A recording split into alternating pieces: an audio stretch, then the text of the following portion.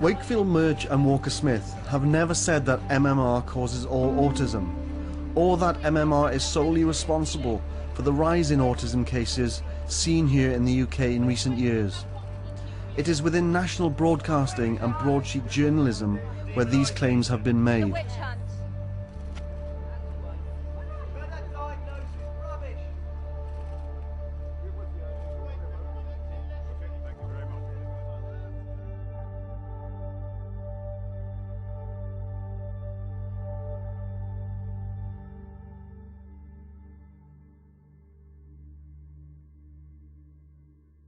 In their 1998 Lancet paper, Wakefield, Murch and Walker-Smith wrote, "We have identified a chronic enterocolitis in children that may be related to neuropsychiatric dysfunction. In most cases, onset of symptoms was after measles, mumps and rubella immunization. Further investigations are needed to examine this syndrome and its possible relation to this vaccine." Then, in a press conference at University College London in February 1998, soon after the release of the Lancet paper, Wakefield recommended that parents choose single measles, mumps and rubella vaccinations for their children until further investigations had been undertaken. The press conference for the Lancet paper was called by the Dean of the Medical School, who was the chairman of the media committee. The temporal association between MMR and autism was initially made in the United States. I had done an extensive research into measles vaccine safety and MMR vaccine safety in the pre-licensing phase. In other words, what safety studies had been done before these vaccines were put onto the market and into children. The 250-page report was compiled by me showing that the vaccine safety studies for MMR in particular were lamentable. They were lamentable. There are many assumptions have been made about the safety of this vaccine, and there had been problems which had been airbrushed. So I wrote to my colleagues and the Dean, and I said, going forward there are going to be questions about what parents should do next. I cannot, in due conscience, support the continued use of the MMR vaccine, having done this research. I said I will continue to vigorously support the use of the single vaccine, but can no longer support the use of the triple MMR vaccine. So the Dean, as chairman of that committee, had three choices. He could have not had a press conference, he could have banned me from the press conference, or when the question came up, as inevitably it would, what do parents do next about vaccinating their children? He knew what my response would be. He could deflect the question to someone else. When the question came up on the day, he directed it straight to me. To assure you, we are not adults on our section of the need for measles vaccination, but we are all agreed on. That is extremely important. All I recommended at that press conference was that parents opt for the use of the single vaccines, single measles, single mumps, single rubella, until the issue had been resolved scientifically. What happened when I made that recommendation, unilateral decisions were made by the government in the UK to withdraw the importation license for the single vaccines, Merck opting in the US to cease the production of the single vaccines, giving parents no option. I said to a senior representative of the Department of Health, why, if your objective is to protect children against serious infectious disease, why would you take away the option of how parents do that? And she said, because if we allowed parents the choice of single vaccines, it would destroy our MMR program. In other words, the concern was for the protection of the program over and above the protection of children.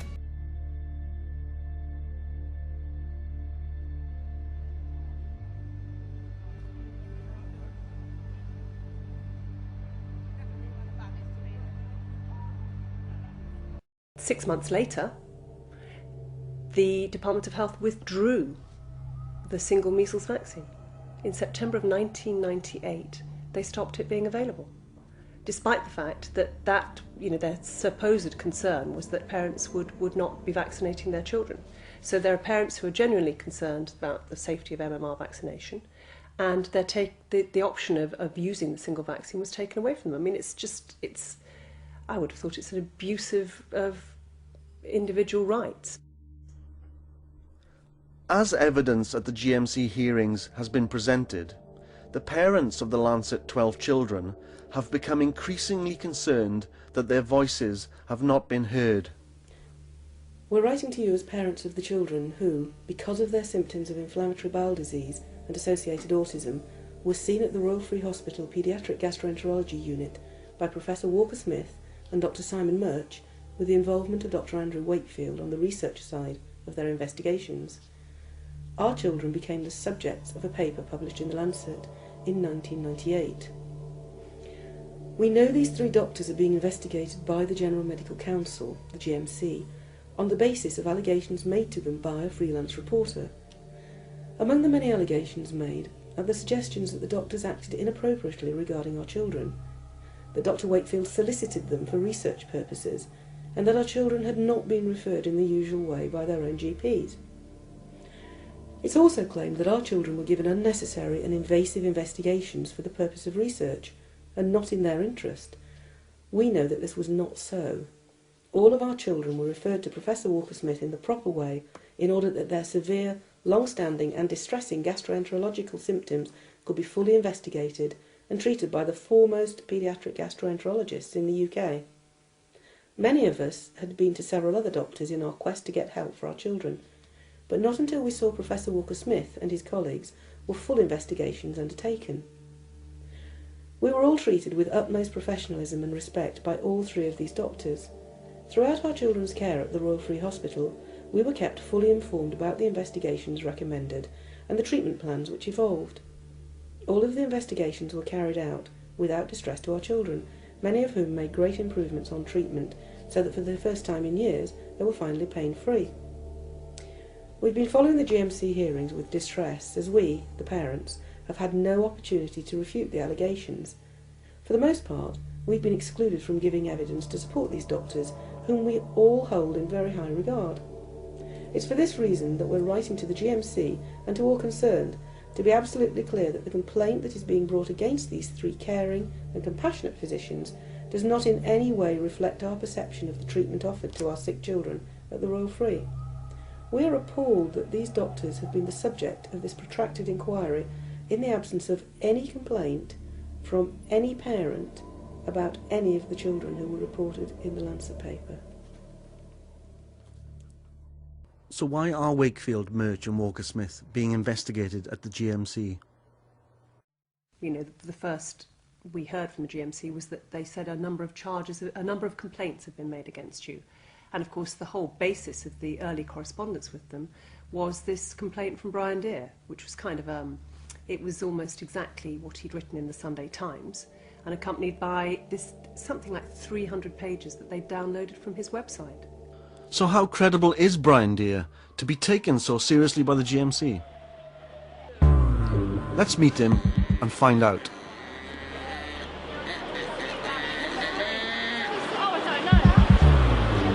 You don't know what it means? So you're What about our kids, Brian? What about our kids? What about your kids? Explain why they've all got bowel disorders. No, I can't. They haven't all got bowel disorders. All what kids? 70%. 70% of what? 70% of our autistic children. Hang on.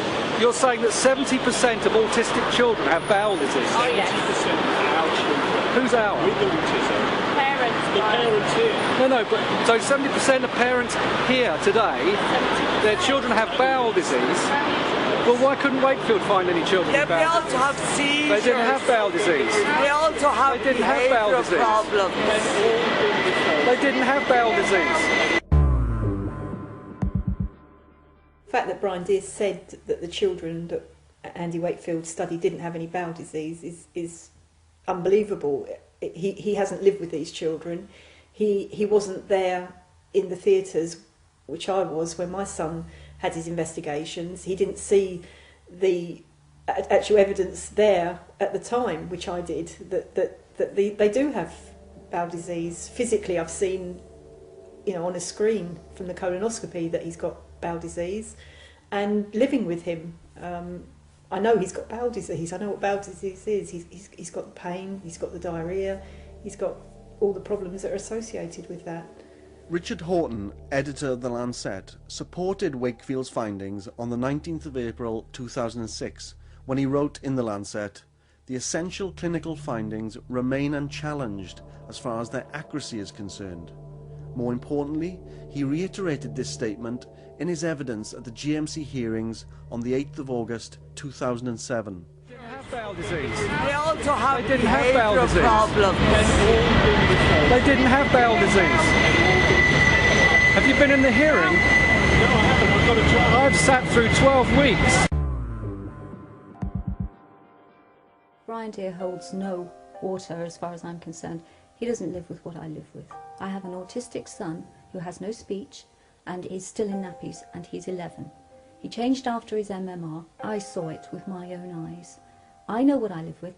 My son eats his own feces. I get faced with the poo monster quite regularly. I have done in my past. I feed him. I dress him.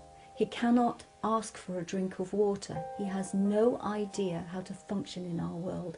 Brian Deere is a journalist with no children. I can't get to Asda with my autistic son.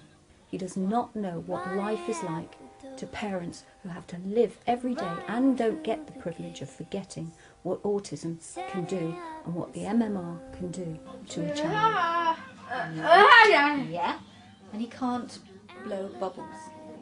He can't drink out of a straw. How is he ever going to function in life? He's not able to do some of the very simplest things. Put it away? No? Okay. Shall we sit down, John? Who is this? John? Who's that? John. John. John.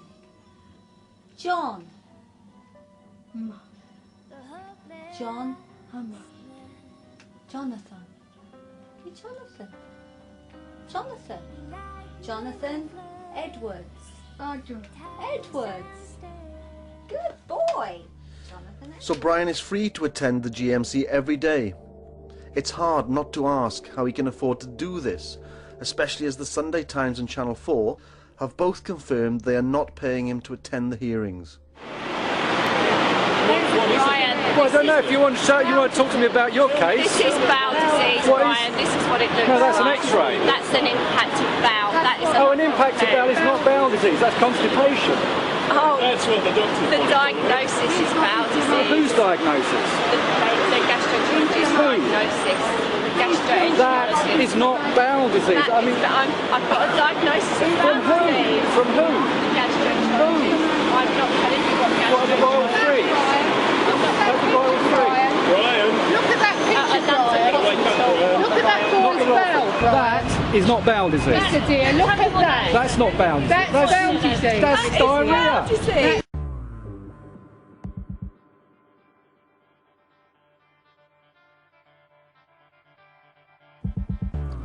This is the photo of Josh Edwards that was shown to Brian.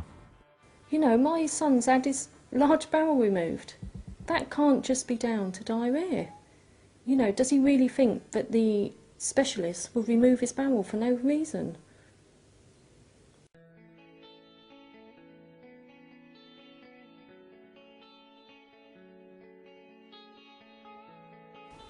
Josh was a normal, healthy baby up to the age of 13 months. Very happy, good sleeper, perfect baby. You know, everybody would comment on, you know, how good looking he was, happy and contented. He had his MMR at 13 months and he got a reaction immediately. He had severe diarrhoea the very next day. I went in to get him up and his cot was covered, all through his baby grow, all onto his sheets, bright yellow. This lasted for 5 days. Once the diarrhoea stopped, he then would only open his bowel once a week. And he seemed to change, completely different child. Still, I was being told that there was no connection with the MMR, so at 3 years, 9 months, I then went ahead and gave him the MMR booster, and the same thing happened again. It was at this stage, a school medical, that the doctor said to me, any problems? I said, well, yeah, you can't tell me opening your bowel twice a month is normal. He said, because it's not. Look at the size of his distended stomach. With that, he faxed a report through to our local hospital, and Josh had an appointment the following day. It was then suggested that he had manual evacuations under anaesthetic and an anal stretch to stretch his anus. No, it made no difference whatsoever.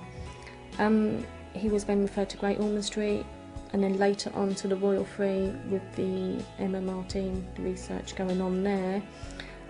Within 10 days of being seen at the Royal Free, they had him in and found that yes, he had exactly what they were finding in other autistic children, inflammation and ulceration. And he had an ileostomy where they removed the whole lot. It was in Josh's best interest. It was so badly diseased that he would be better off without his colon, his large bowel. So we were forced to take Josh over to the States, where this endoscopy capsule travels. He swallows, travels through his body, taking loads of pictures, and it proved we were right. The bowel disease was in the small intestine. You know, it's definitely not Crohn's disease, and it's not colitis. It is a new form of bowel disease which does exist. Nobody has even considered that it could possibly be MMR damage, and it could be the measles, what is still in him, and doing the damage. Why on earth can't they test for measles virus? They don't want to know. They won't even consider it. Why? You know, why on earth can't they? Because they're frightened that Dr. Wakefield could possibly made a connection.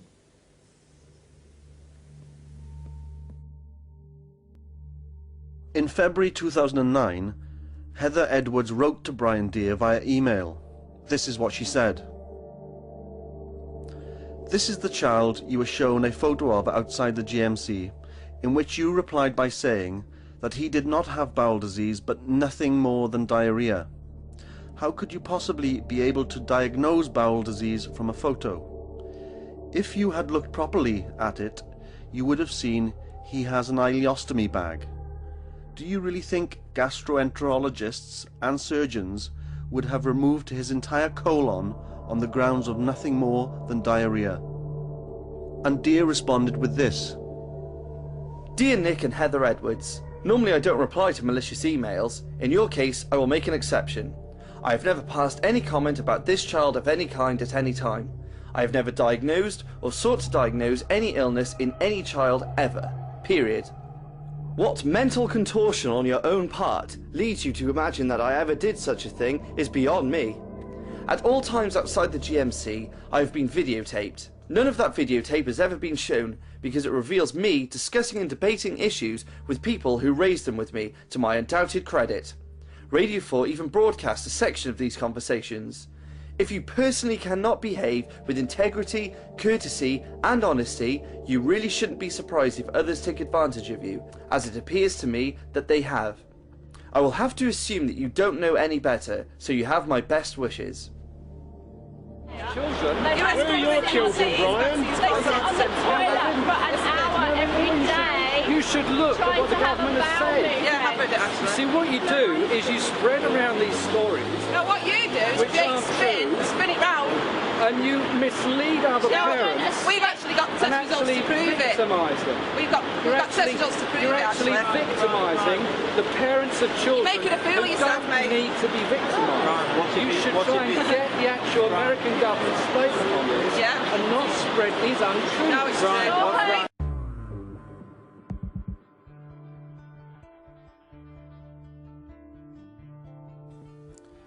This is the US government statement on November the 9th, 2007.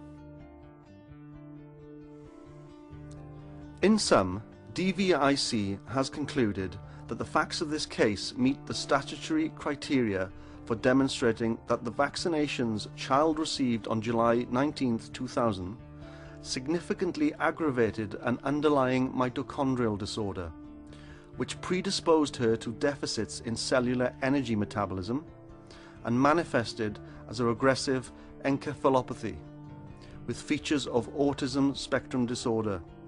Therefore, respondent recommends that compensation be awarded to petitioners in accordance with 42 U.S.C. In this country, I think that complacency where we were at before still reigns here. I think people in the media and people in the government and public health feel like this issue has been settled, that this debate is over, that there is zero evidence to link vaccines with autism. But they're not paying attention. And it's disappointing that the media was not interested in what I had to say. I don't know what role, if any, the government played in that. But I will say this, the British government ignores what's happening in the United States at its own peril. What you're involved in is just a festival of fabrication. What, a bit like that, is it now, you mean?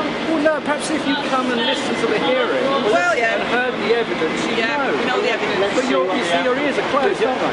Brian, do you realise you've staked your professional reputation on what the GMC decides? Isn't that a bit of a risk? No. But if they decide that Let me ask you this question. Let me ask you this question. If the General Medical Council approaches a journalist and says, you've published this material, would you supply us with any evidence you've got, any documents you have, any material? Does that journalist have a, let me ask you the question, does that journalist have a responsibility, a public duty, to give them that material or not? Of course. And I did. So have I done something wrong? No.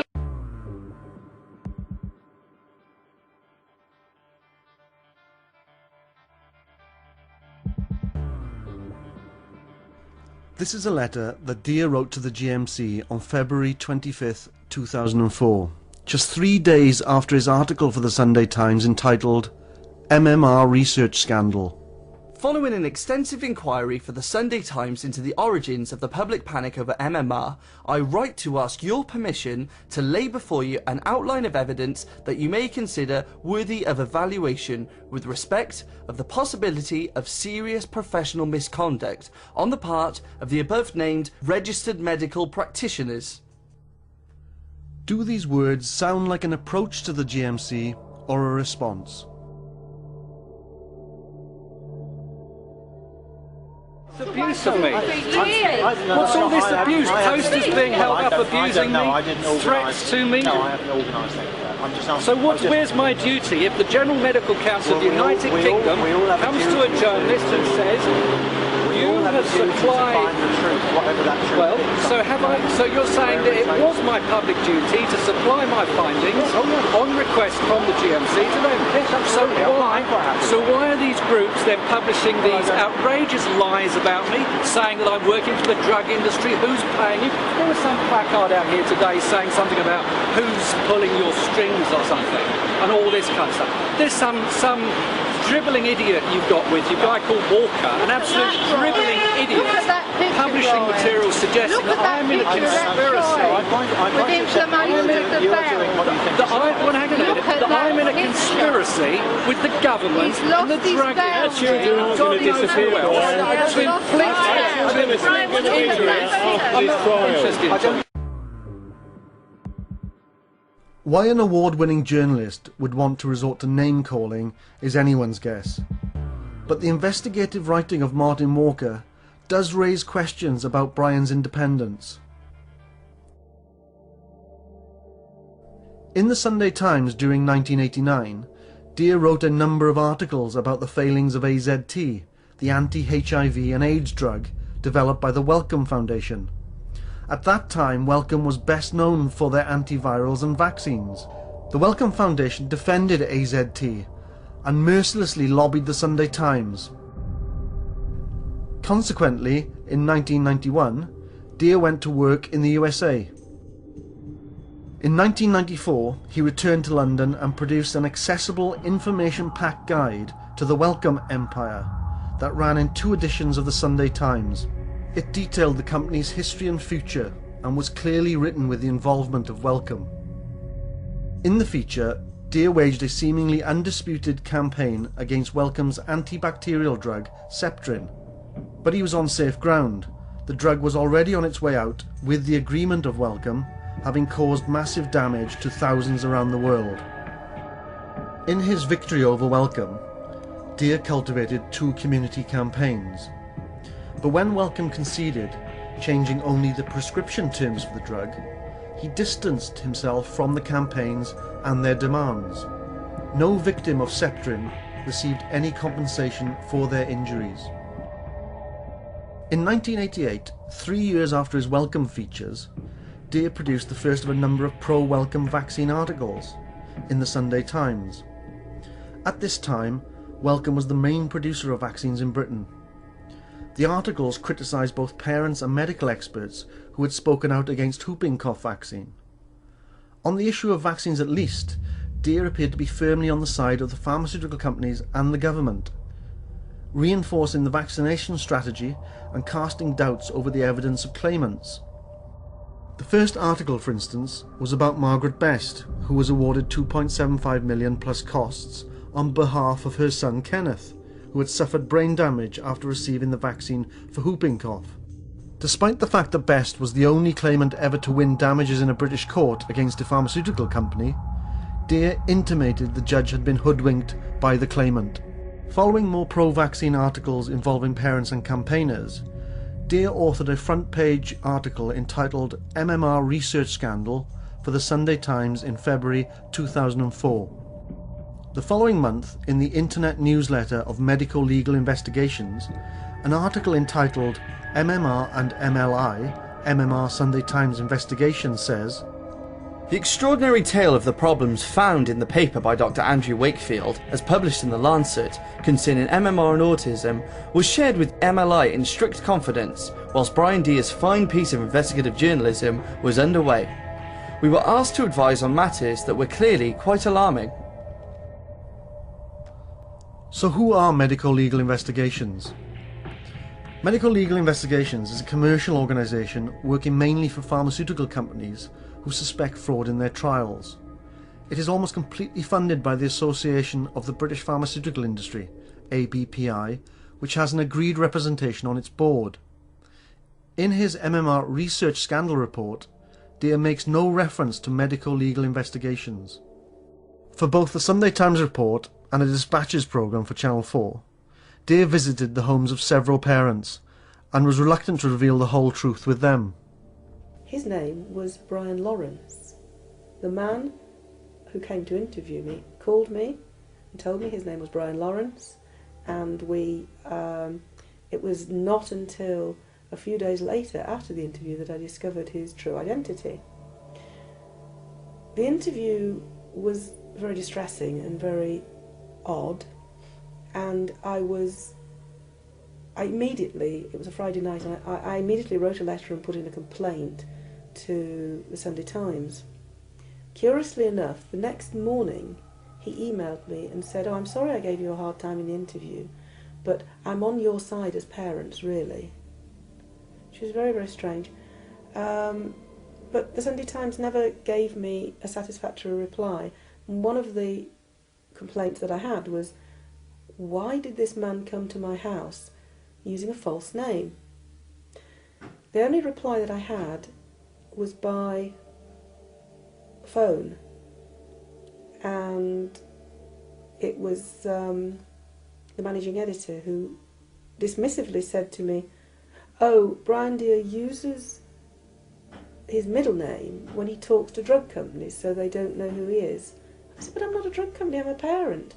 And there was no response, there was no kind of cogent answer. He actually, all very interesting, he used his middle name, so he didn't really give a false name because it was his name. He's very good at that. He insisted that he wanted to help her and obtain financial help, extra financial help from the government, and that it would cost the government a whole lot more if they had to look after the children, in care, etc. He also promised us that he would do his best to obtain help for Jodie, who was constantly sick, was not sleeping, had lost a tremendous amount of weight, and he felt that he could, through his media, obtain help for her to try to stop this. So under those circumstances, we agreed for him to come down. He came up to film and everything for about 3 days, and to try and get some help for Jodie, to get a doctor to look at her properly. That's what that was all about, really. And parents not getting the help that they should do, and that. So at the end of the day, he'd done this filming about Jodie and that. Went into New Forest and went to Shirley. She was sick, and I wanted to change her, take her back, and I didn't have nothing to change her. She was really sick. It was in her hair and that, and it was down on the floor. And he said, "Let her sit and play in it, but don't, let her sit and play in it." I said, "No, she's coming home to get changed, and you sit and play in it," I said. And I took her back to get changed and that. We did actually show him paperwork of Jodie for what happened to her, the proof of what happened to her, and he looked at it and he said, "Yes, I've seen it, it's there." But at the end of the day, he said that it wasn't true for what happened to Jodie and that, and I don't believe one little bit of the information you've got. Jodie Marchant was 14.5 months old when she was given 7 vaccines in one visit, 3 of them in the MMR.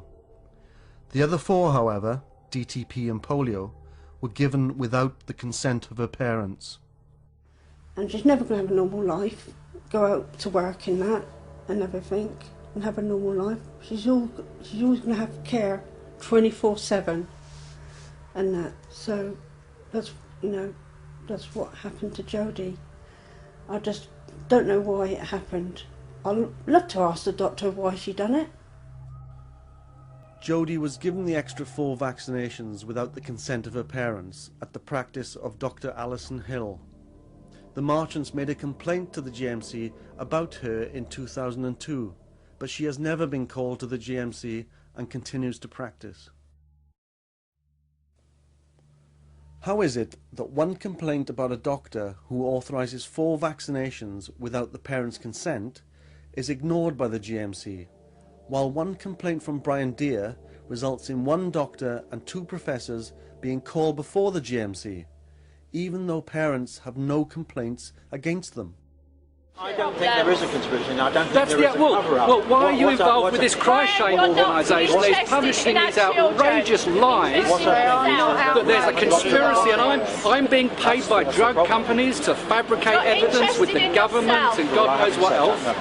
Well, then you should get on to these people and say, why are you publishing this stuff? I'm more concerned to get to the truth. This is what's happened to the children like well, then you should come to the hearings and hear. What about the children? 12 weeks of evidence showing that these children, well, I don't know which children are which, but the children that 1 in 100, Brian, did not have an inflammatory bowel disease. The 12 children. They did not have an inflammatory bowel disease.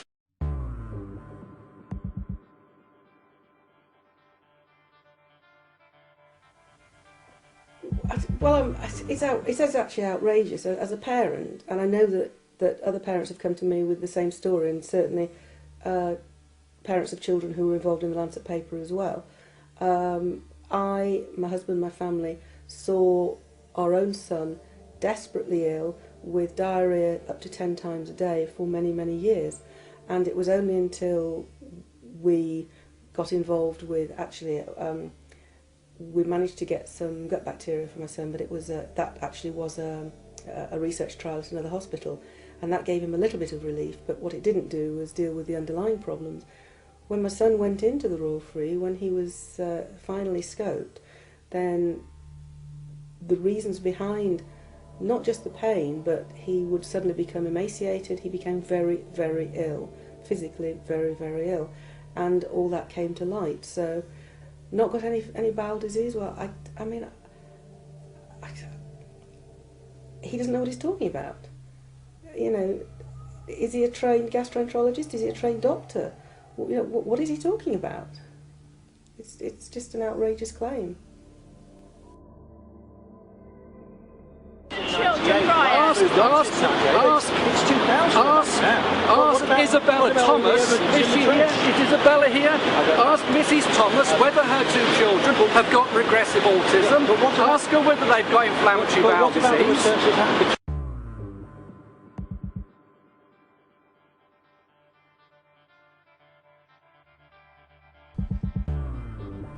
Somehow, Brian obtained some medical notes and the names of the Lancet 12 children.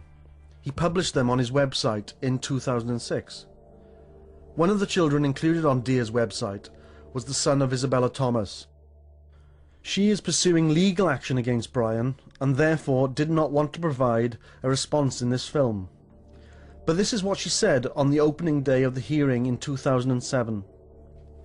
And the form of autism, you know, they keep saying autism, but what our children have is the virus inside them. They've got the vaccine strain virus My2 in the damaged tissue in their bowel. They've got it in their bloodstream. And interestingly enough, when they checked Michael's bloodstream first, it was negative. Then Michael started to have attacks, because they keep having attacks of this virus in their system. And he had a very bad attack. They checked his blood again, and it was in there in high levels. So they should actually be researching what is happening, what this virus is doing to their system. And that is not happening. Now, with the very bad attack he had memory loss, hallucinations, the most severe headaches where he, travelling along in a car, he tried to open the door to get out, to escape the pain, collapsing at school. His school, that he was at before the senior one, wrote a letter to whom it may concern for the medical profession to say this is outrageous, this child is sick and he's getting no treatment. I've spoken to doctors and they have said to me, we believe your children are damaged as well as others, but we've either got a mortgage to pay or we cannot do it because we will be struck off like Andrew Wakefield. It was us parents who said there's a connection between the vaccine. We saw it. We were there. And grandparents, uncles, aunts, nieces, nephews, we were all there. We saw what happened. And yet, all Andrew Wakefield did, as a doctor would, is say, this is what the parents are saying. This is extremely concerning and it needs to be investigated. And bring back the single vaccines and start doing the research. And guess what? That was it. No way. So if he hadn't mentioned the MMR vaccine, I can guarantee you there's no way that man would be in there at all. And again, I would say the children would have had treatment, but because they're MMR damaged, they are blacklisted. I've gone into a doctor's surgery with my son, extremely ill. He looked at me, not my son, and he said, I don't want politics brought into this surgery. Another time where my son had collapsed because he nearly died of having, his body went into shock. I phoned the surgery. They said, oh yes, one of Andrew Wakefield's children. Not, you know, he's not, he's my son. And they didn't come out, they ignored him, give him Calpol. I phoned the hospital, give him Calpol. And the child then started to become unconscious. Called an ambulance, he was rushed into hospital and literally they had to save his life. And do you know what? When I went in there, all around my son were doctors and nurses. And I looked at them and I thought, my God, you know, I was so angry because now he's nearly dying and you want to do something. And I was angry with them and I said to them, this is ridiculous. And he was going jaundice in colour at this time. And the doctor said, Mrs. Thomas, we're treating the emergency only. So he was not interested in having any follow-ups or finding out why my son nearly died. Ask her. No, well, let's just deal with that. That's what they're dealing with. I'm not going to get involved in 10 years of... I think you focused on the wrong issue. You focused on the 1998 paper. I gave the GMC the findings that I had at the time. Well, that's right to do that. But we're focused on the kids, and it's 2008 now. What about the evidence that's emerged since? Well, that's a different issue.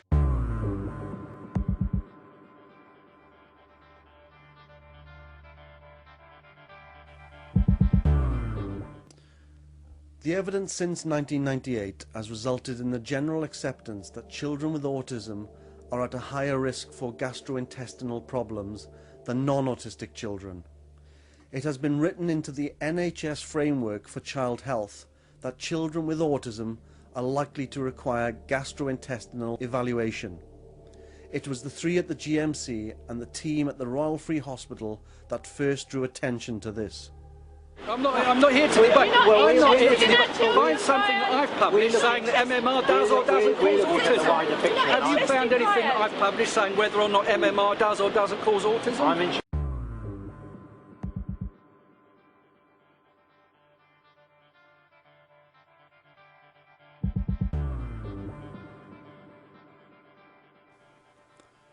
Perhaps a more appropriate question is, can Brian or anyone else find anything published by Wakefield, Walker Smith or Murch that says MMR does or does not cause autism?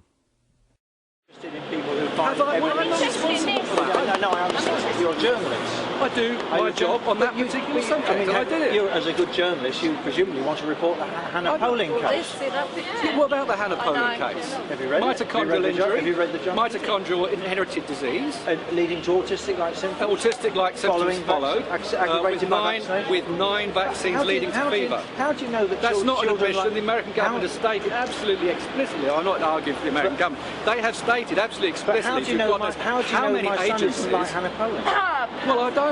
Well, that's right. That's why I'm here. So, are you one of those people who thinks that the American Centers for Disease Control, the National Institutes of Health, the Institute of Medicine, and all the paediatricians in the world are all involved in a conspiracy to cover up alleged horrific injuries to children? That's all they do is peddle a conspiracy. What has happened is that nobody has independently funded the research to uncover what has happened to our children. Are you saying at the Department of Health? You saying at the Department of Health there are doctors there who knowingly are concealing that MMR causes horrific injuries to children? Yes! Yes, we are. So then there's something So we've got children to prove it. What's happened to our children then? Why would they do that?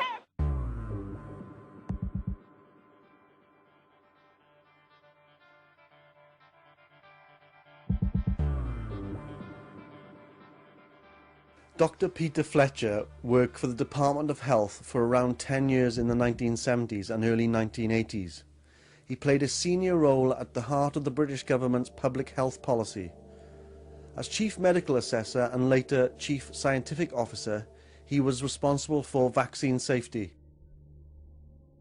Dr. Fletcher has stated publicly that the refusal by government to evaluate the risks of MMR properly will make this one of the greatest scandals in medical history.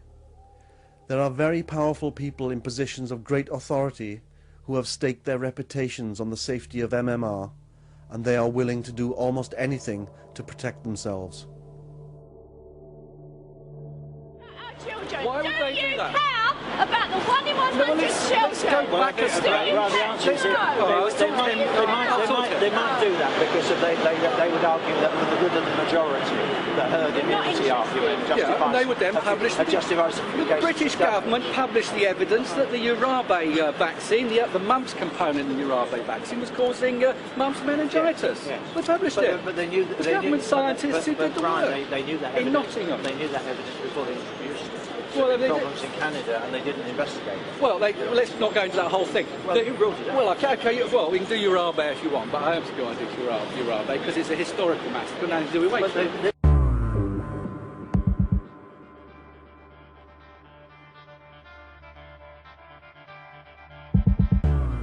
The comment was made by Brian Deere that the Urabe problems with the 2 early brands of MMR was a historical matter is fatuous, really, because in that case some of the children's damage is a historical matter.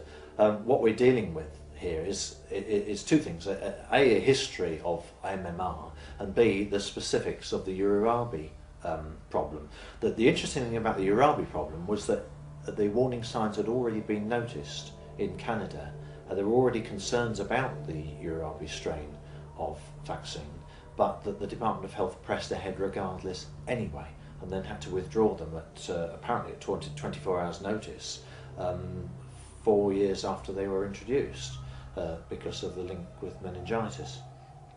Now, what does this tell us? Well, first of all, it tells us that vaccines sometimes are wrong and faulty. The Department of Health doesn't like to talk about the Urabi episode, but it's an example where they found there was a problem, and they're very proud of the fact they acted on it. But it does demonstrate that they licensed a dangerous vaccine which damaged some children and had to be withdrawn in a panic.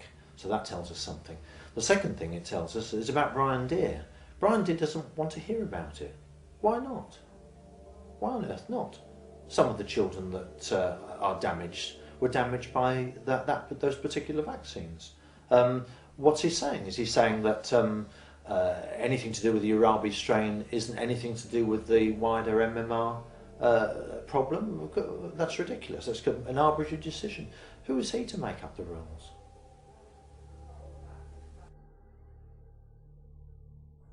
Despite speculation that the UK government secretly indemnified the company who produced the Urabi-containing vaccine against damage costs, responsibility for possible MMR vaccine damage has been evaded. Should it be discovered that the Urabi-containing MMR vaccine did cause damage to any children, including those cited in the Lancet paper, then, if the government did underwrite any of the vaccines, it will be the British government and the Joint Committee on Vaccination and Immunisation, JCVI, that will be held responsible. It could be in the interest of the JCVI and the British government that Dr. Wakefield and Professors Murch and Walker-Smith are found guilty.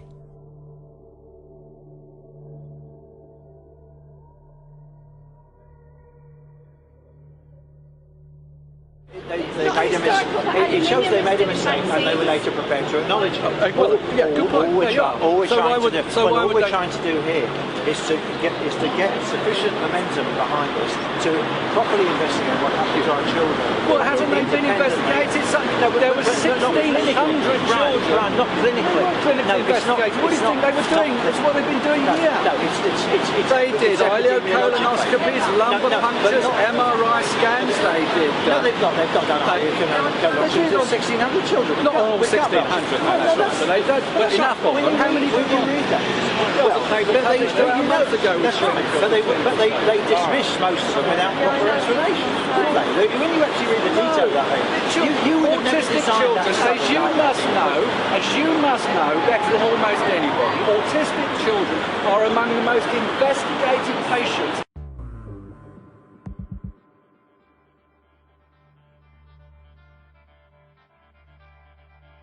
If you think of clinical research as being rather like a police investigation using DNA, whereas if you think of epidemiological research rather like the old Mr. Plod type of identity parade of 10 men wearing a hat, it's that different. The science is that different.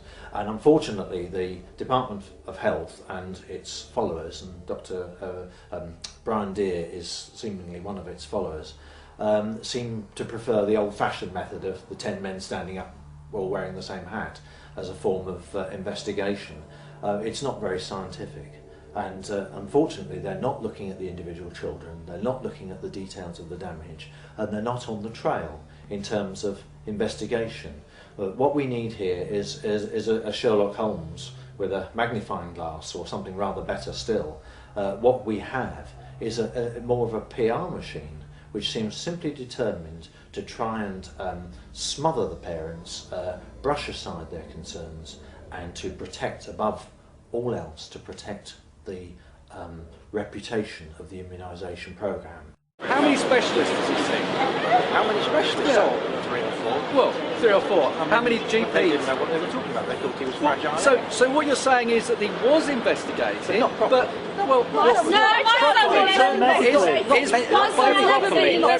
That is what clinical means. He hasn't been clinically investigated. That's what clinical means. The problem is that we can't get people in this country to clinically investigate and do cut biopsies because it's regarded.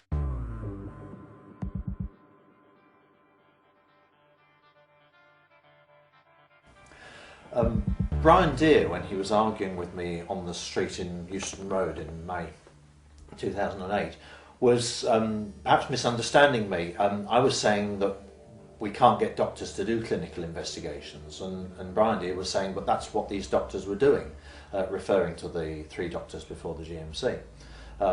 But he again still seems to be stuck in 1998.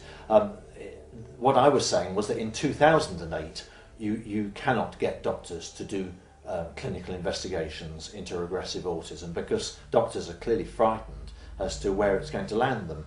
Part of the purpose, I think, of dragging the 3 doctors before the GMC is to send out a clear message to the medical establishment that if you question the safety of vaccinations, this is where you will end up, in front of the GMC. What I think you're saying is you want the children investigated until a result is reached that suits your opinion. No, that's not.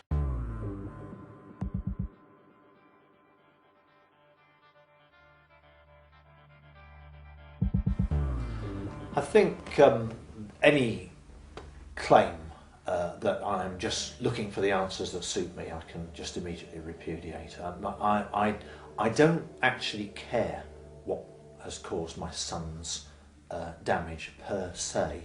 If my son's damage has been caused by walking on the cracks in the paving stones or listening to the Beatles too much or eating cornflakes, I'm quite prepared to accept that that is the cause of it. I just want to go where the clues lead me, where the science leads me. I have no predisposed agenda for or against vaccination, for or against the pharmaceuticals industry, for or against the Department of Health or the Committee on Safety of Medicines. I don't have an agenda of my own. I simply want to go where the facts take me. And as far as I'm concerned, the facts have taken me towards there being a link between Oliver's vaccination and his autism.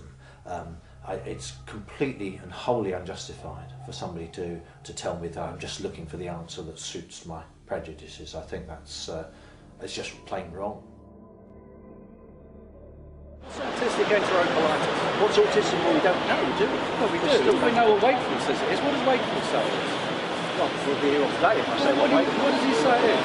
Well, he believes that there is a link between the regression and the... No, what is enterocolitis? Enterocolitis?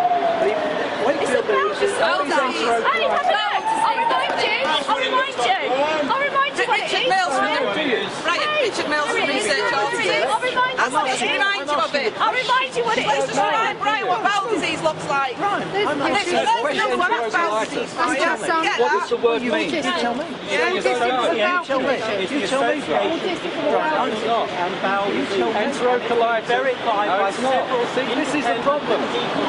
You don't even understand the absolute basic. Even David Thrower, who has published massive, huge documents that are republished all over and taken as things, doesn't even know what enterocolitis is. Yes, that's because you're blind to the condition. It doesn't mean me. You said to me, he doesn't know. Diarrhea. I wish I was a reporter. We're talking about a new condition. I've never set myself up as a medical Get into Google. Well, you have. You've been publishing letters in the Lancet, doing these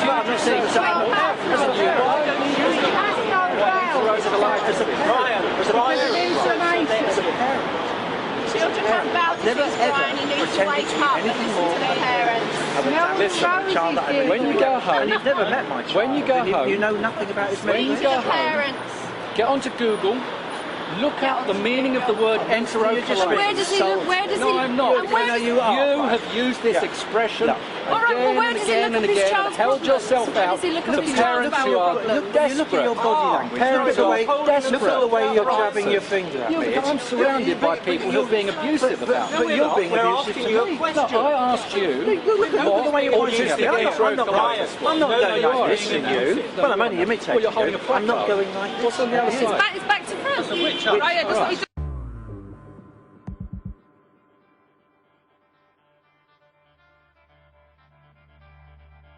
Neither of us are experts in it. What more can one say?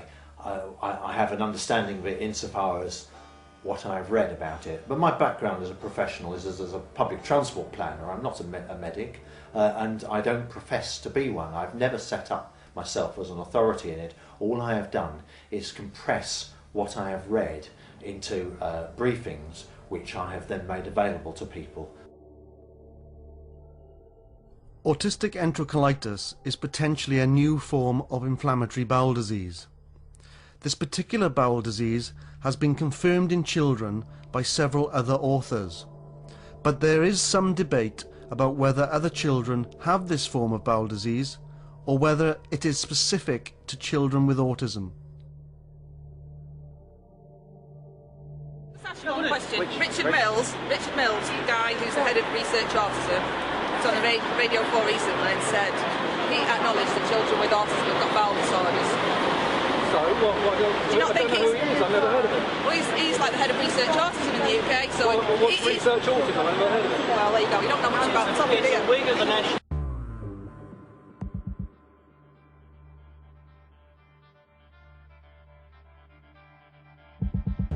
Richard Mills is Director of Research at the National Autistic Society and has been Honorary Secretary and Director of Research Autism since 2004. Research Autism is a major charity focusing on research for interventions in autism. They are supported by the University of Cambridge Autism Research Centre and the National Autistic Society. What are you doing here, Brian? I don't know that. Before you go publishing great long medical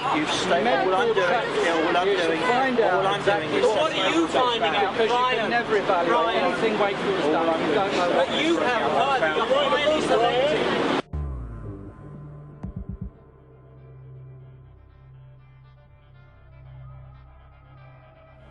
I didn't understand Brian's final comment against the racket of the Euston Road traffic as to saying you should evaluate what Wakefield has done. My view of Dr. Wakefield is that he has done some very original and very valuable pioneering research which has taken him into some very controversial areas, but he has nevertheless always put the health of the children first.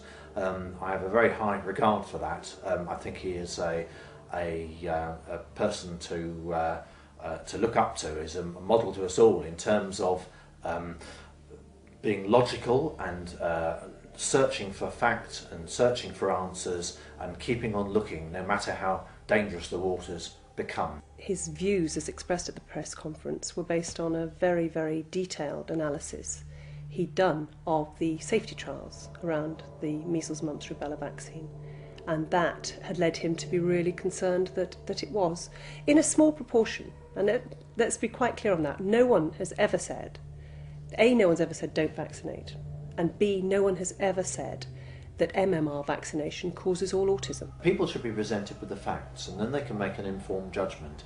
If they think that the benefits outweigh the risks, as individual parents, they can choose for their children. They need advice to make that decision, but they need completely unbiased advice. They need independent advice. Now, the unfortunate thing about the MMR controversy is the advice they get is from the very people who've messed this whole thing up. They get their advice from the Department of Health, who get their advice from the Joint Committee on Vaccination and Immunisation, who are running the vaccination programme. It's hardly a non-partisan viewpoint. Or from the Committee on Safety of Medicines, who are the very people who licensed the vaccine in the first place and didn't properly ensure that it was adequately safety tested. So both of those sources of advice are, as far as I'm concerned, biased and have a vested interest in not in concealing the truth, but perhaps, shall we say, not turning over any stones, not actually searching out for any problems. There hasn't been a cover-up. What there has been is a conspiracy not to uncover, which is subtly different, but has the same end effect, which is basically smother the parent stories and try and walk on and ignore what the parents have said as to what happened to their children. What would I say to a member of the public who asked me what is going on? I would say I'm as puzzled as they are, because all my husband has ever tried to do is investigate the possibility that the combined measles, mumps, rubella vaccination might, in a small proportion of children, lead to those children losing skills, regressing into autism and having associated bowel problems. I simply don't see the problem with that. And nor did the parents of those children who were investigated at the Royal Free.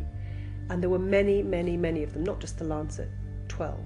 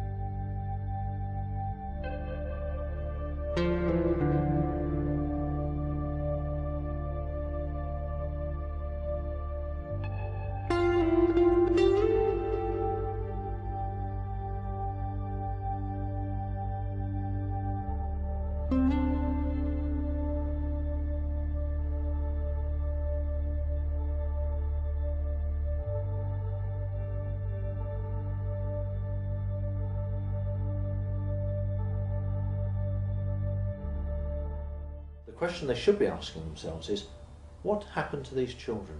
What exactly happened to these children?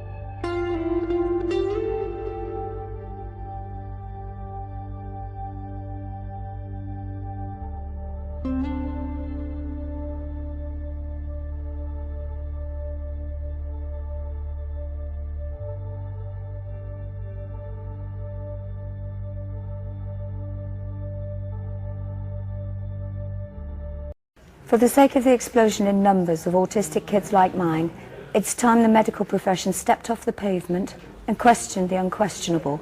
Could vaccines have done this to my son? Without fear of retribution for their investigations, they should listen to the parents and look closely at the children, especially when so many say the same thing. We had issues around the bowel, we had issues around epilepsy, we had issues around constipation and rashes, problems with his diet, problems with his ability to retain any memory of any form whatsoever. Most importantly, the biggest loss of the lot, and that happened very quickly, was the complete withdrawal and the loss of speech. The hours spent staring at his hand, held mostly in front of his face, often turning and waving his fingers. The psychologist said I should not worry about it. It was not a problem, she said, unless he was still doing it when he was 5. Well, he had the MMR on the Wednesday, and on the Saturday he was very unhappy and had extremely loose, bright yellow diarrhea, which continued after that for about 3 years, 4 years. Then the argument will flare up and the shouting will about dealing with John. The accusations will be thrown at me. You did it. You insisted on giving him the MMR when I told you not to. I could cry because it stings, and I'll regret that moment for the rest of my life. If only I could go back. They are evidence. They are evidence that will not go away. And to ignore them and to ignore what the parents could be saying just leaves a big hole in the evidence and in the trial. It is true, sadly, that old friends drop away and you become isolated. You get a Christmas card saying, sorry it has been so long, see you in the new year, and then they disappear. New friends are found, friends who can identify because they're going through the same journey. Friends who can share the pain and the joy that can come from such special children, and the enormous pleasure that you have in each and every tiny step of recovery and progress. And best of all, you can depend on these people. They are not fair weather friends. They are the bravest and strongest bunch around because they have had to be. We have had a whole series of battles, as every family has had, and in the earlier days we kept away from the political activity because we just did not have the energy. We're lucky that our son is not as ill and as damaged as some children, but he will always need support of one form or another, and we're at a point in our life when we feel we need to speak up alongside other parents. I recall an occasion when somebody had remarked to me that they felt I liked the sound of my own voice. I didn't react, but I wish now that I had, because my voice is the only voice Andrew has, and I make no apology for that. The day before my son had his first investigation at the Royal Free Hospital, he was examined at another leading London hospital by the head of the paediatric department, who felt his gut in relation to my talking about his appalling abdominal pain, which was going on relentlessly day and night, and said, let's eliminate constipation. No, he's perfectly clear on physical examination. And the very next morning at the Royal Free, under the expertise of Dr. Simon Murch, he was sent down for an abdominal x-ray, and they found that his descending colon was completely packed, and there was an obstruction the size of a newborn baby's head in his bowel. This may well have killed him. I knew of Dr. Wakefield's work and knew that the Royal Free Hospital was considered a centre of excellence for bowel conditions. I said, Doctor, this is what I have been wishing for a very long time. I just know in my heart, if Andrew attends this hospital, they will find out what is wrong with him and they will treat him. I could not really put my feelings into words as I left the hospital. Even thinking about it now as I write, the word euphoria comes to mind. Had Andrew Wakefield not been associated with our son, we never would have had the investigations into his bowel, and we would never have been able to take the remedial action that we took. The work of their team fundamentally changed our approach to the delivery of care and solutions to Thomas's bowel problems. They're never going to repair them, but this allowed us to manage them, and no other hospital in the UK was prepared to do that. I am one of the parents who had legal aid yanked with no explanation, and yet we had one of the strongest possible cases. My son's drastic decline as compared to his early years was very clearly marked and documented in the NHS own medical notes. It was irrefutable, and then coupled with the investigations and the tests, you know, it was such a clear-cut case. To not be given the opportunity to have that evidence aired and heard publicly, I just feel is such a disgrace. And it goes to the fact that the government has such vested interests financially with the drug companies. You know, so many of the people who sit on these committees who make these decisions have ulterior motives and financial interests in the drug companies themselves. It's just an appalling situation. What I will say is that they might try and deface the characters of the three doctors in question. You might try and shoot the messenger, but you're not going to kill the message, and the message is, why are our children still ill?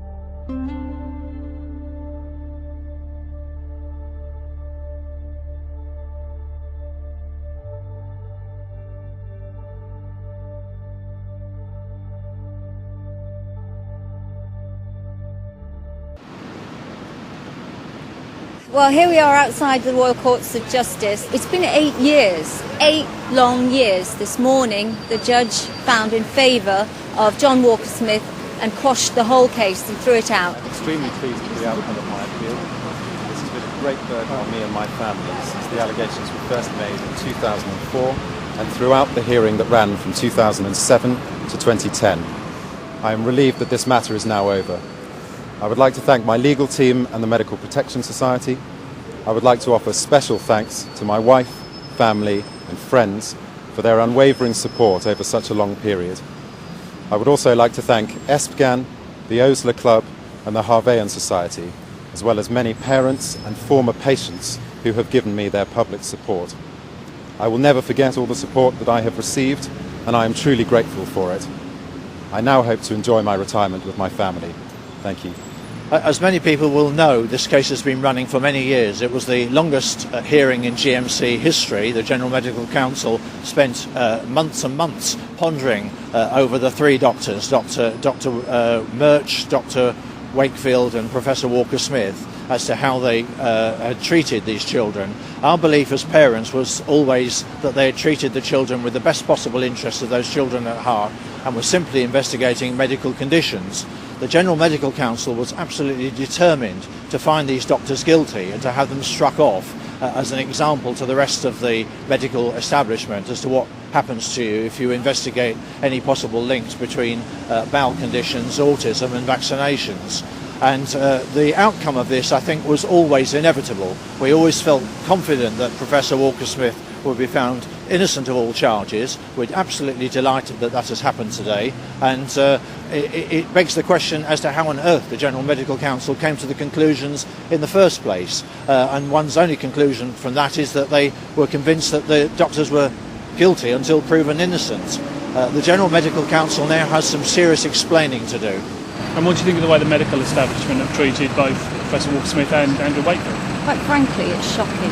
He had an exemplary career, and to go into retirement and be treated the way he was by the GMC, in the manner he was, the judge in there told them, you know, this must never happen again. It's a terrible thing that now doctors don't want to look at our children, and that what could have been progressed over all these years, how much could they have found out had they been left to carry on their research?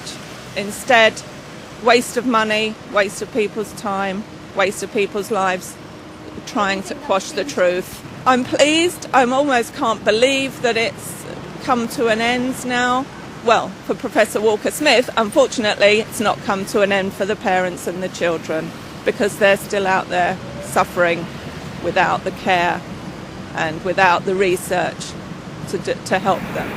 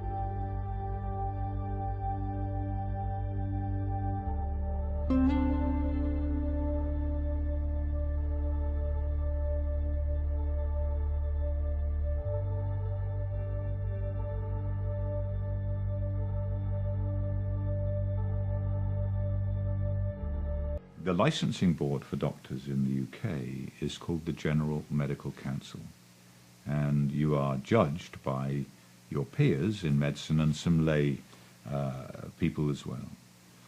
At the GMC there were 3 defendants: Professor Walker-Smith, who was at the time the world's leading paediatric gastroenterologist, a very senior man with an impeccable record, an unimpeachable career. One of his juniors, Dr. Simon Murch, and myself. All three of us were found guilty. Simon Murch did not lose his license, but Walker Smith and I lost our license. He was then funded to appeal in the English High Court. I did appeal, but for financial reasons, it was impossible for me to pursue that, and it was not a primary objective after that, to restore my license. There were more important things to do. But Professor Walker Smith did appeal, and at that appeal, the first time this case had ever come before a proper judiciary, a proper judge, then the judge destroyed the General Medical Council's decision. He said effectively they were incompetent. They were not in a position to judge the evidence, that they made mistakes, they got the facts wrong, they misrepresented the evidence, and worse of all, they were biased. They had made up their minds from the outset that we were guilty. And he completely overturned their decision and said, in effect, this must never happen again. Walker Smith was completely reinstated, and all charges against him utterly dismissed. 90% of the charges against Walker Smith were the same charges as those against me. The paper should have been reinstated, and yet the Lancet editor refused to do that in order to protect his reputation and his job. So, did that ever find its way into the newspapers? Briefly. One newspaper. Big story, very little mention. You don't hear about that now. All you hear about is that we were discredited, had our licenses removed, the paper was retracted. But the real story has yet to be told.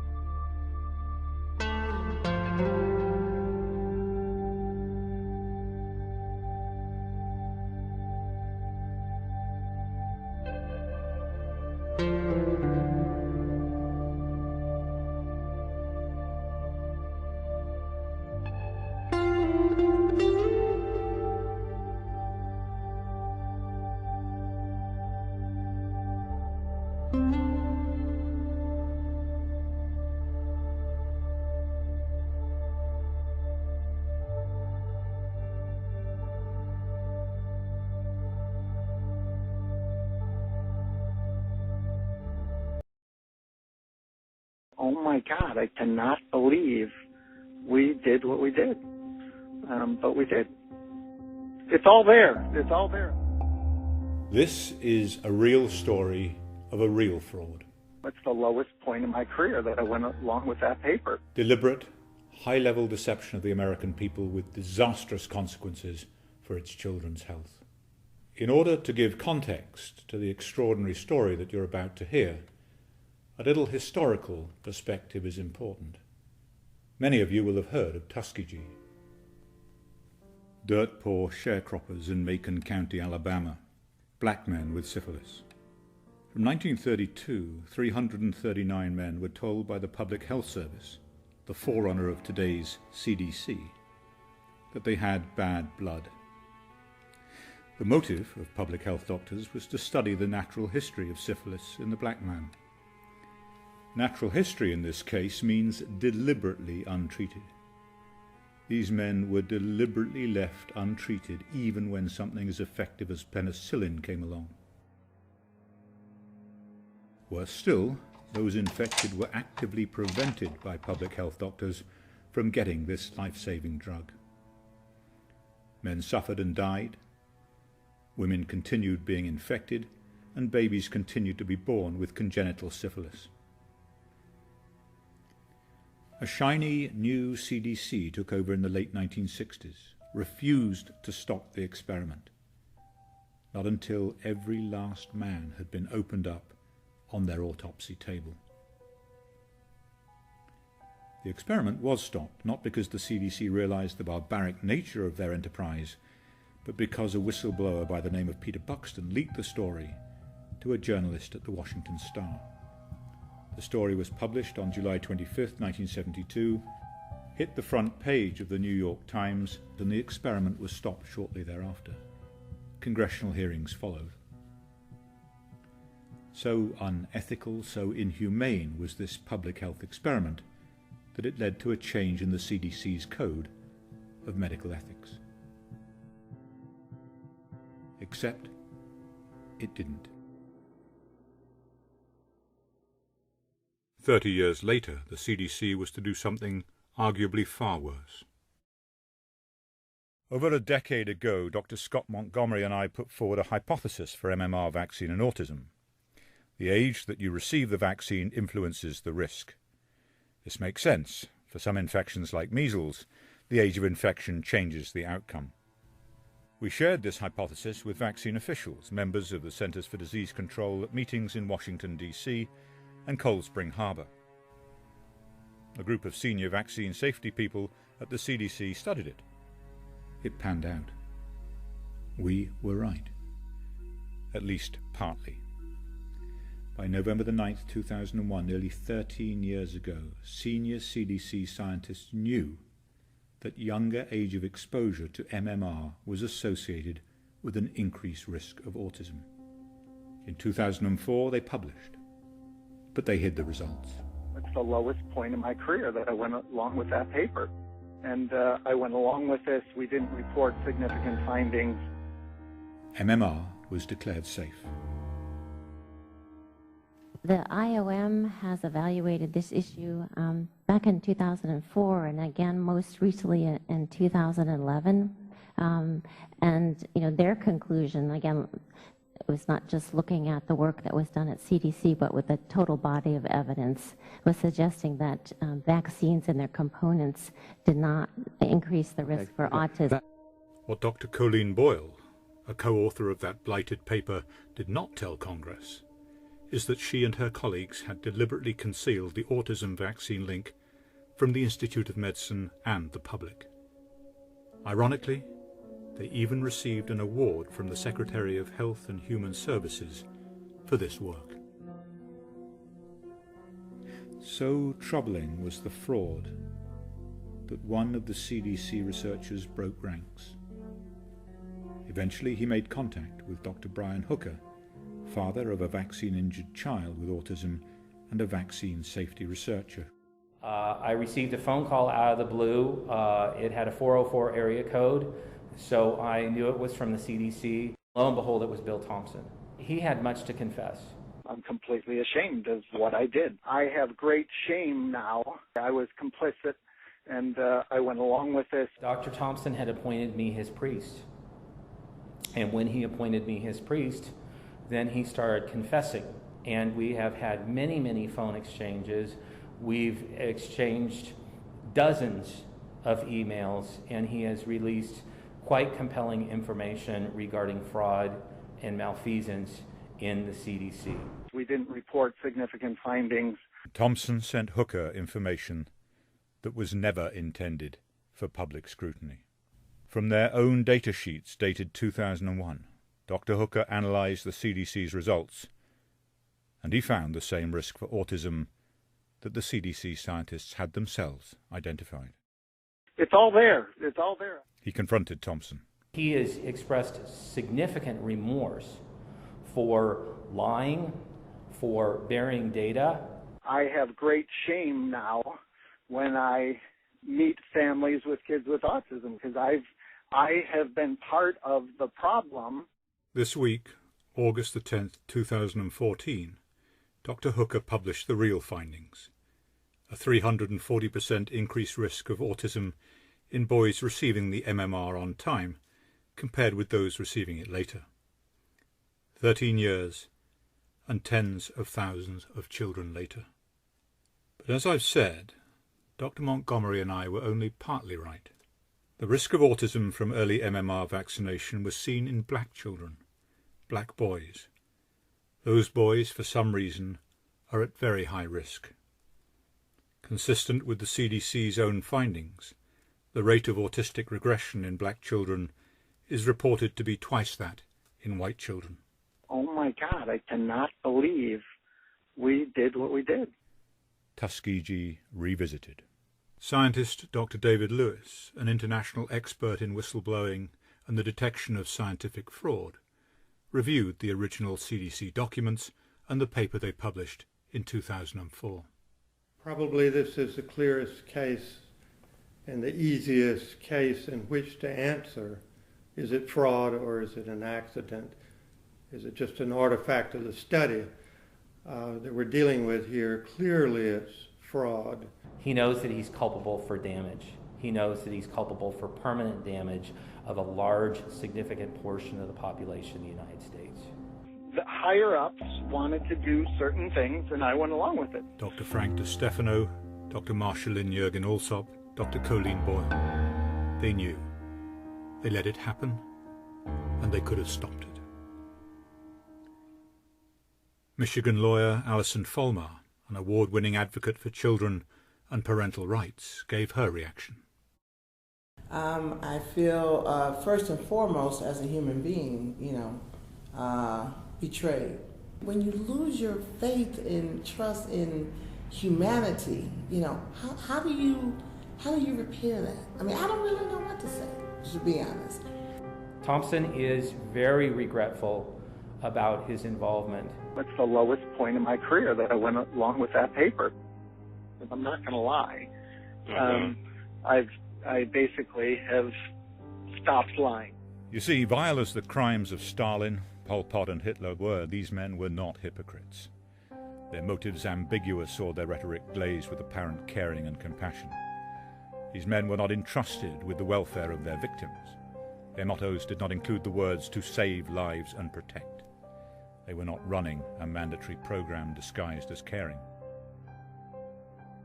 How many children? How many went to the wall in that decade of silence? How many presidents, Mr. Obama?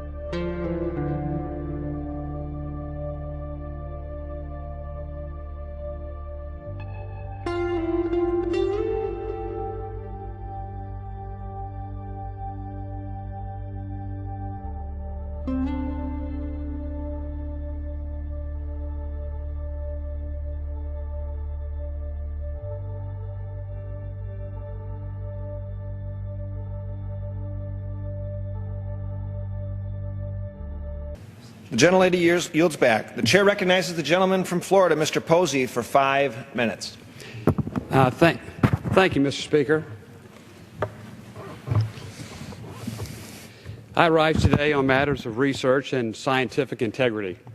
To begin with, I am absolutely, resolutely pro-vaccine. Advancements in medical immunization have saved countless lives and greatly benefited public health. That being said, it's troubling to me that in a recent Senate hearing on childhood vaccinations, it was never mentioned that our government has paid out over $3 billion through a vaccine injury compensation program for children who have been injured by vaccinations. Regardless of the subject matter, parents making decisions about their children's health deserve to have the best information available to them. They should be able to count on federal agencies to tell them the truth. For these reasons, I bring the following matter to the House floor.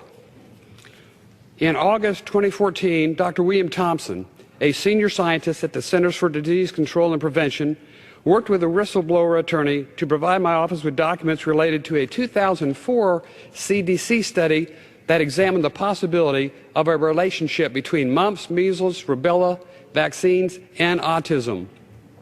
In a statement released in August 2014, Dr. Thompson stated, "I regret that my co-authors and I omitted statistically significant information in our 2004 article published in the Journal of Pediatrics." End quote.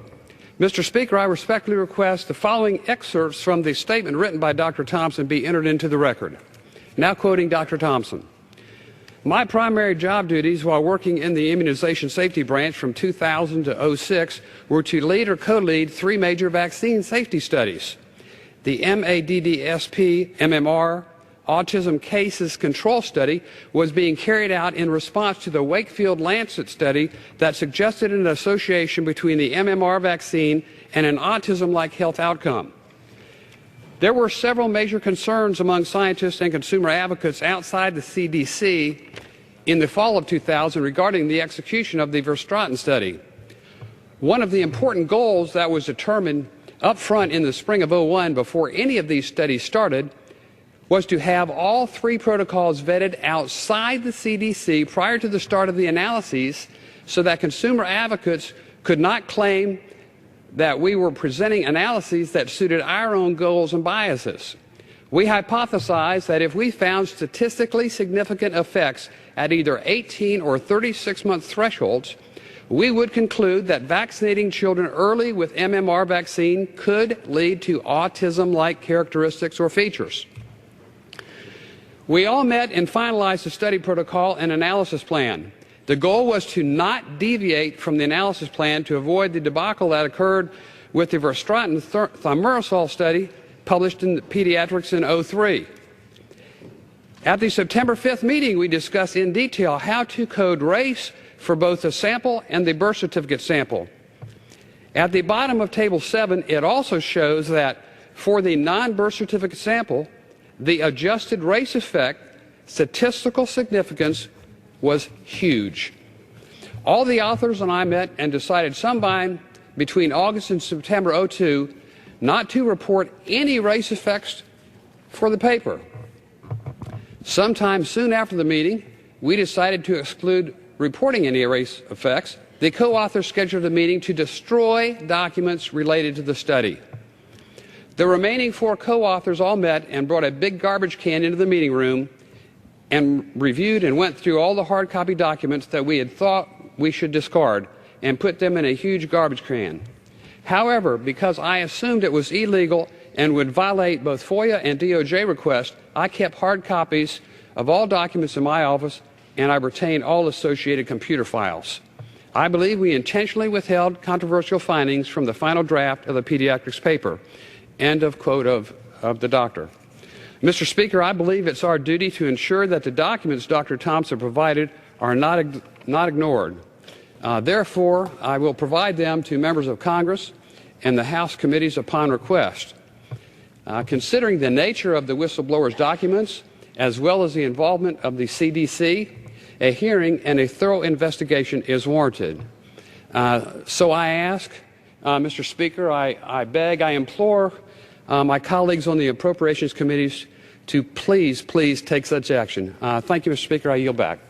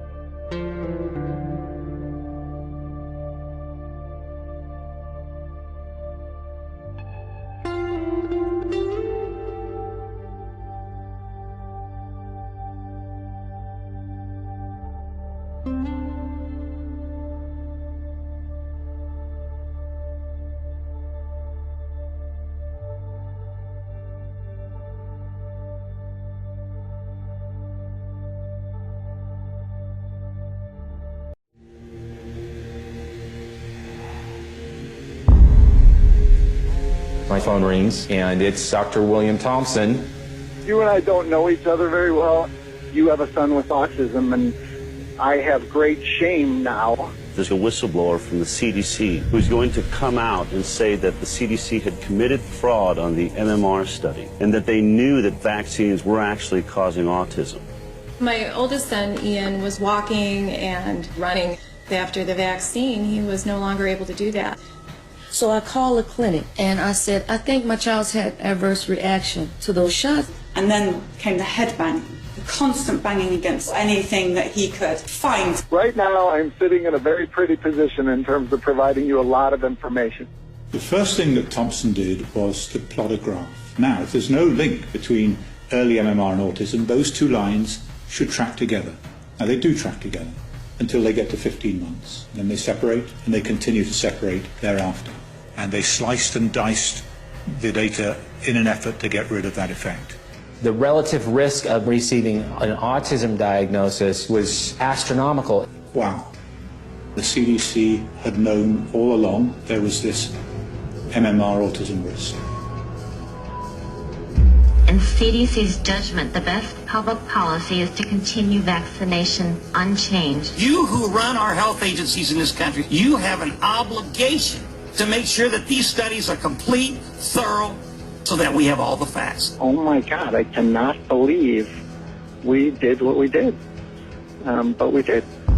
Omission of crucial data, destruction of documents, misleading the Congress, grievous harm to innocent children. Everything I've been telling my patients for the last 10 years has been based on a lie and a cover-up. Parents should be able to count on federal agencies to tell them the truth.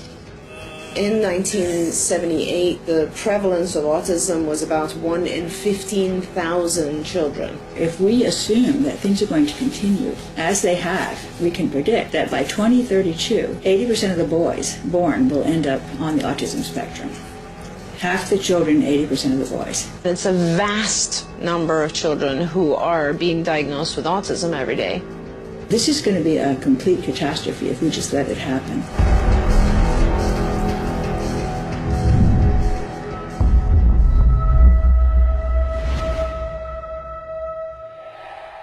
Hear this well. Hear this well. Please hear this well. Hear this well. Vaccines can and do cause autism. My grandson, Daughter Lily, and my daughter. My son was fully vaccinated. my son Jackson. I had a healthy, typically developing boy. Please hear this well. Vaccines cause autism.